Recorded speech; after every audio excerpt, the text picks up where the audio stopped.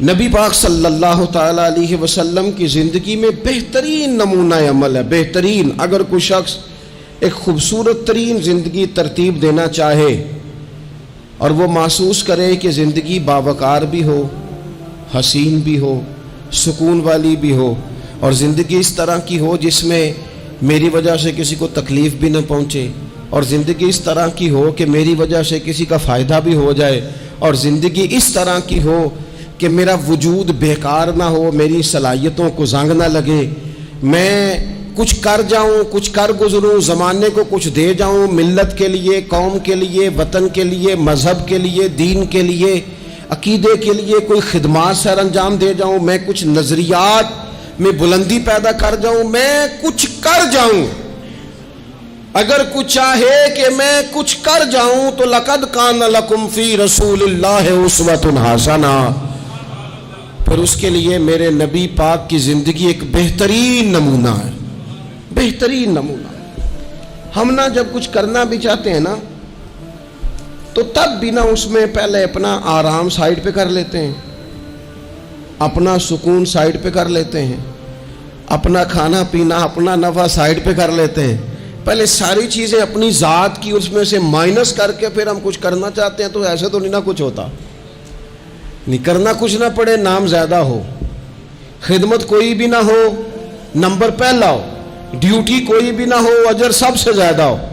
باتوں کے ساتھ جو لوگ پلاؤ پکاتے ہیں وہ زیادہ بھی گھی ڈالنے تو خرچہ کوئی نہیں آتا، مسالہ جات مہنگے استعمال کریں، باتوں سے جو پلاؤ پکانا ہے. اور اگر کسی نے عملاً آنا ہے تو پھر تو میرے بھائی یہ شہادت گاہ الفت میں قدم رکھنا ہے. لوگ آسان سمجھتے ہیں مسلمان ہونا. آپ تھوڑا سا اس آیہ مقدسہ کا پس منظر سمجھیں گے. یہ آیت نازل کب ہوئی؟ یہ آیت نازل ہوئی ہے غزوہ خندق کے موقع پر. سارے عرب قبائل جمع ہو کے یک بار کی انہوں نے حملہ کر دیا مدینہ طیبہ پہ.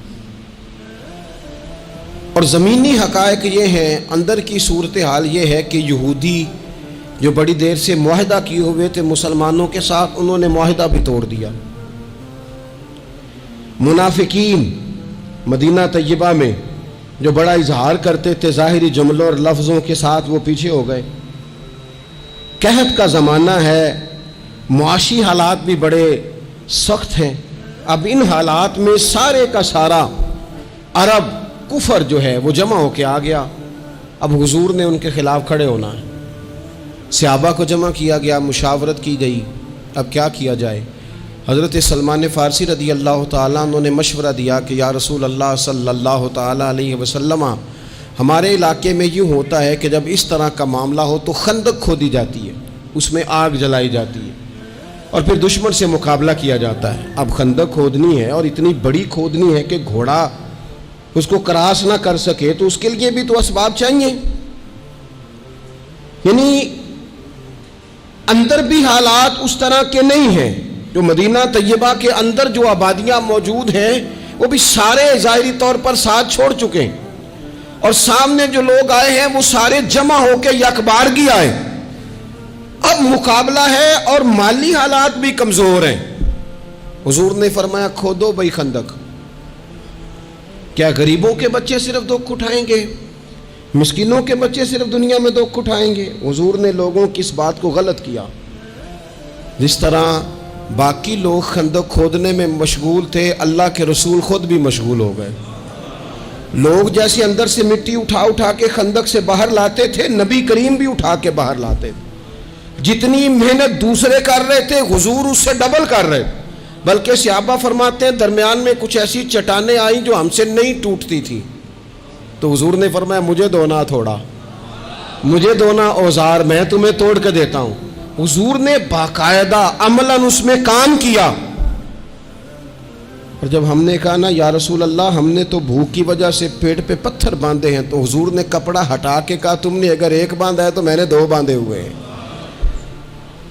عملاً حضور نے حصہ لیا. ایک مہینہ پورا مدینہ طیبہ کا محاصرہ کیے رکھا کافروں نے، اور کڑاکے کی سردی، حالات اور طرح کے.